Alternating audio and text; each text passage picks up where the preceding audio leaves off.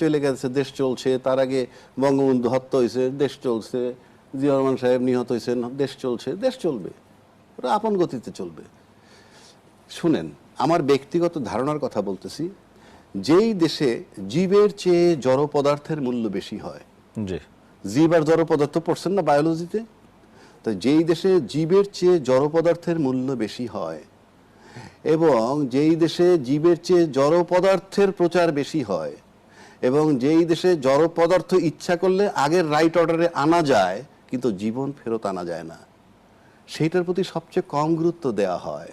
যদি আপনি দেখেন যে একজন বিপ্লবী নেতা হাদি মারা গেছে এবং তার জন্য রাষ্ট্রীয় শোক হয়েছে, ইত্যাদি ইত্যাদি অনেক কিছু হয়েছে, তারপরে দেখেন তো তারপর থেকে বুকে হাত দিয়ে বলেন তো কোন প্রচারটা বেশি চলছে? জড় পদার্থের উপর আক্রমণ, সেইটা বেশি চলছে, আর জীবের যে জীবন চলে গেল সেটার প্রচার নাই। তো সেই দেশে আপনি কি আশা করেন? 1400 লোক মারা যাওয়ার পর 50,000 লোক আহত হওয়ার পর 16 বছর যাবৎ যে দেশটাকে ধ্বংস করা হয়েছে, সেই দেশটা যারা বুঝাও না বোঝার ভান কইরা 16 মাসে রিপেয়ারিং চায় এবং নির্বাচন চায়, ইচ্ছা করে যদি না বুঝতে চায়, কিছুই করার নাই। আমি আরো একটা কথা বলি, এবারের ভোটে সবচেয়ে কম ভোটারের উপস্থিতি হবে, সবচেয়ে কম। কেন আমি বলছি? আমরা অতীত রেকর্ড থেকে যদি জানি, সবচেয়ে বড় দলের ভোট আছে 35%, আর একটা দল আছে তাদের ভোট নাকি কিছু বাড়ছে, সবাই বলে। আমি একটু বাড়াই নিলাম তাদের জন্য, 12, 13, 15%, তাইলে হয় 50%। পতিত সরকারের ভোট আসবে না, কারণ তারা নির্বাচন চায় না, তারা চায় ইউনূস সরকারের অপসারণ।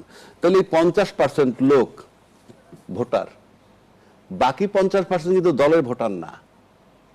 ওই 50%-এর মধ্যে থেকে যদি আওয়ামী লীগের জন্য বর্তমানে কমা একটু 20ও ধরি, চলে গেল, ওরা তো ভোট দিবে কি দিবে না আমরা জানি না। বাকি 30% ভোটাররা ভোট দিবে না, কাজে উপস্থিত হবে সবচেয়ে কম।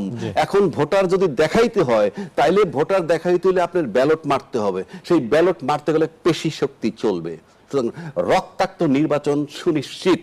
বিজয় কার হবে না হবে পরের, এবং রক্তাক্ত নির্বাচন যখন হবে, সুতরাং নির্বাচনটা সহজ হবে না, নির্বাচন ফলাফলটা সহজ হবে না। সুতরাং সামনে আমাদের যথেষ্ট খারাপ আছে। আমি আবারও বলছি, সবচেয়ে কম ভোটারের উপস্থিতি হবে এইবার, আপনি দেখেন। এবং সেটাকে ভায়াবল করার জন্য যদি ভোটার দেখাইতে হয়, তাইলে পরে দেখাইতে গেলে সেন্টারে যে ঘটনা ঘটবে সেগুলো খুবই ঝুঁকিপূর্ণ। আমরা জানি না কি আছে সামনে।